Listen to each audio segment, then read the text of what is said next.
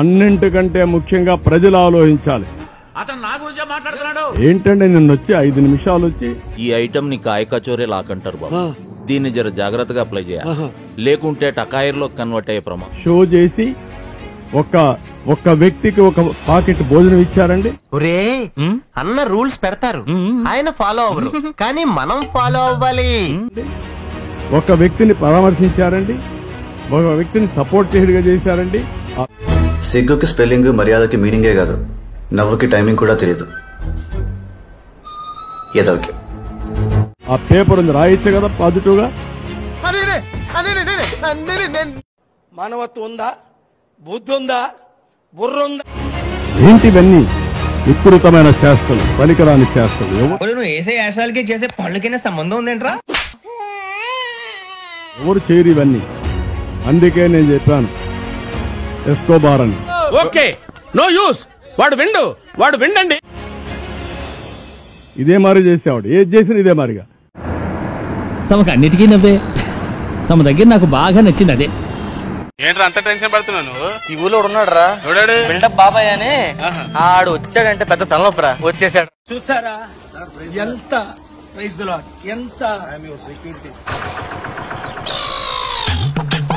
Okay brothers, ఒక తల్లి కడుపును పట్టకపోయినా చూసారా 3 రోజులు అయింది, తిండి లేదు. ఎంత ఘోరం జరిగిపోయిందిరా. కొంతమందికి రోడ్డు మీద ఉన్న వాళ్ళకి అందుతుంది, దాదాపు 4 లక్షల మందికి. 70 రైళ్లు అనుకుంటే మనకన్నా 70 రైళ్లు ఇల్లు ఎంతో ఇబ్బందులు పడుతున్నారు. ఇమీడియట్ రిలీఫ్ మేము ప్రపంచమంతా గ్లోబల్ పీస్ ద్వారా చేశాం. ఇది చాలా ఈజీ వర్క్. చంద్రబాబు నాయుడు గారు కలెక్టర్స్ వారి ద్వారా ఇంకా స్పీడప్ చేయాలని నేను రిక్వెస్ట్ చేస్తున్నాను. పద్ధతి అటు చూడు. ఏకంగా చంద్రబాబు నాయుడు గారు అనే వ్యక్తి తాను ప్రజలను పట్టించుకోవాల్సిన ఆవశ్యకతను పూర్తిగా మర్చిపోయి రెడ్ బుక్ పాలనతో పరిపాలన సాగిస్తూ వ్యక్తిత్వాలు మార్చుకుంటారా అంటే అబ్బే మేము మారం ఇలాగే ఉంటామంటే ఎవరికి నష్టం? కక్ష సాధింపుల మీదనే ధ్యాస పెడతా ఉన్నాడు తప్ప గవర్నెన్స్ మీద ఏం చెయ్యాలి అన్న దాని మీద. అటు చూడు బే. అంతకంటే ముఖ్యం ఏంటంటే ఈ ప్రాణాలను కాపాడడానికి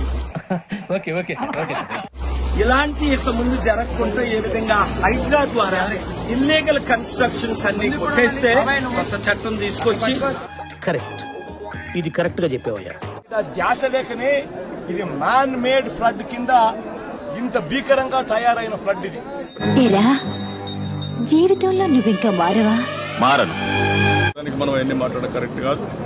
కష్టాల్లో ఉండే ప్రజలను ఆదుకోవడం, వాళ్ళ ప్రాణాలు కాపాడుకోవడం, తక్షణ వాళ్ళకి కొంత సహాయం చేయడం అవసరం. 100% కరెక్ట్ అండి.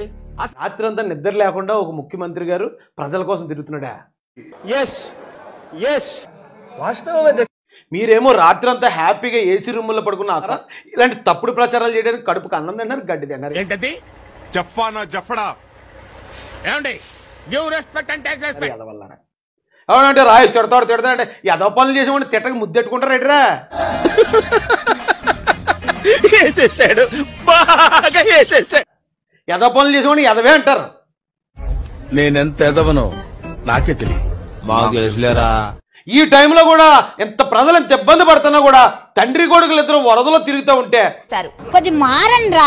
ఈ రోజున మీరు మళ్ళీ తప్పుడు ప్రచారం చేస్తూ ప్రభుత్వం మీద ఇలాంటి వార్తలు రాయడానికి అన్నం తిన్నారు, గడ్డి తిన్నారా? మర్యాదగా చెప్తున్నాను, గౌరవం తగ్గించి మాట్లాడొద్దు. తిట్టొద్దు. లొకేషన్ ఒక్కటే రిక్వెస్ట్ చేస్తున్నానండి నేను. ఎందుకు ఏంటంటే ఇక ఇప్పుడు గుడ్లవల్లేరు గడ్డలో కళ్ళెదుటే వాస్తవాలు కల్పించుకున్నా పట్టించుకొని ప్రభుత్వం అన్నారు. అందులో తప్పే ఉంది, అది ఆర్ట్. ఆధారాలు ఇవ్వాలంటూ డొంక తిరగడం ఏదో తరత రాశారనుకోండి, కళ్ళెదుటే ఆధారాలు కనిపిస్తున్నాయని సాక్షి మీడియా అన్నదన్న. ఏదో తేడాగా మీరు ఇమీడియట్ గా నోటీస్ పంపించి మీ దగ్గర ఉన్న ఆధారాలు పట్టుకుని రండి.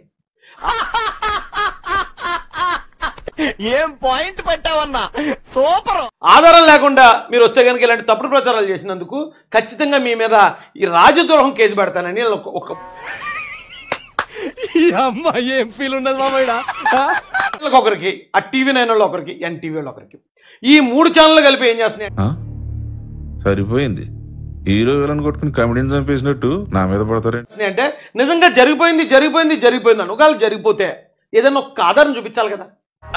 అంటే అది చూద్దాంలే. చూడటం కాదండి, మీరు చెయ్యాలంతే. సరే మీరు ట్రై చేస్తారన్నారంటే అది ఓకే అయిపోయిన